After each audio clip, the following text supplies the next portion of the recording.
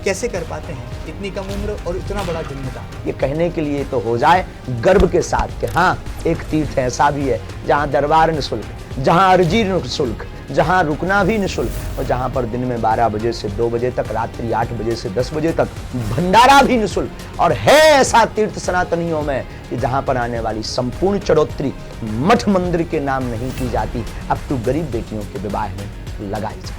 मंत्र चिकित्सा एक ऐसी पद्धति है जिससे सही मायनों में किसी भी मानव शरीर को संतुलित किया जा सकता है, स्वस्थ दिशा में ले जाया जा सकता है। इसको कैसे परिभाषित करेंगे? क्योंकि बड़े बड़े वैज्ञानिकों ने जब आपके श्रीमुख से ये बात सुनी तो कहीं ना कहीं एक विचारणीय पहलू जो है सामने आता है। बहुत सुंदर प्रश्न।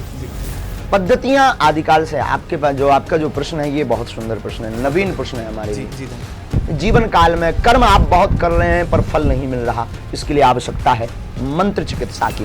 दवा करवा रहे हैं, दवा काम नहीं कर रही है, फिर आपको आवश्यकता है मंत्र चिकित्सा की। बहुत संकल्प को प्राप्त करने के लिए आप उत्साहित हैं और आपने पृष्ठभूमि तैयार कर रखी पर पृष्ठभूमि को पकड़ नहीं पा रहे हैं, तब आपको जरूरत है मंत्र चिकित्सा की।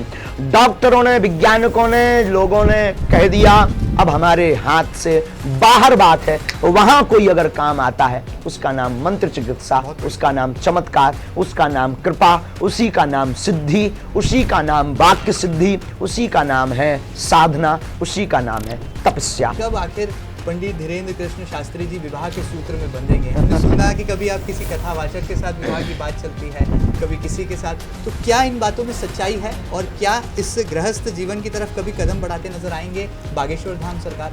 बिल्कुल, बहुत जल्दी गुरु आज्ञा लगी है, शादी करनी है, पर कब करनी है ये अभी तय नहीं, किसी के साथ अभी तय नहीं है। कोई ऐसा मनोभाव नहीं जहाँ माता पिता आज्ञा करेंगे जो मातृ पितृ सेवा के लिए उपयोगी होगी, और गुरु आज्ञा हमें तो लग गई है।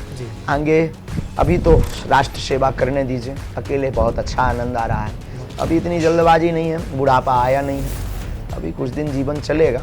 लेकिन अगर भगवान ने फिर से, माता पिता ने हमें आज्ञा दी, फिर से पुनः गुरु ने एक बार कह दिया तो टलेगा नहीं, निश्चित रूप से बहुत जल्दी विवाह का सूत्र होगा। और जब भी गृहस्थी जीवन में प्रवेश करेंगे बड़े शोर शराबा के साथ करेंगे। हम कोई संत नहीं है, साधारण आदमी है। आपने कहा पढ़ नहीं पाए, लेकिन आप तो लंदन जा रहे हैं और अंग्रेजी सीख रहे हैं, ये राज पर से भी जरा पर्दा उठा दीजिए जाते जाते। अंग्रेजी हम सीख नहीं रहे हैं, कोई जो एक दो शब्द बोल देते हैं तो उनको कैच कर लेते हैं, ऑब्जर्व माइंड भी मान सकते हैं आप। कोई बात करता है बीच बीच में तो पूछ लेते हैं इसका मतलब क्या हुआ, जैसे ने कहा हाउ मच तो पूछ लिया भाई इसका मतलब, बोले क्या प्राइस है, अच्छा अच्छा ठीक है। अब फिर उसको हम ध्यान कर लेते हैं, चित्त में रख लेते हैं कि हाउ मच मतलब वो क्या है। अब पूरी तो कन्फर्म नहीं है ना हो पानी है, क्योंकि अनपढ़ आदमी है। लंदन इसलिए जा रहे हैं, हमें घूमना नहीं है, हमें बहुत ज़्यादा विदेशों में वो नहीं करना, पर विदेशों में सोए हुए हिंदुओं को जगाना है।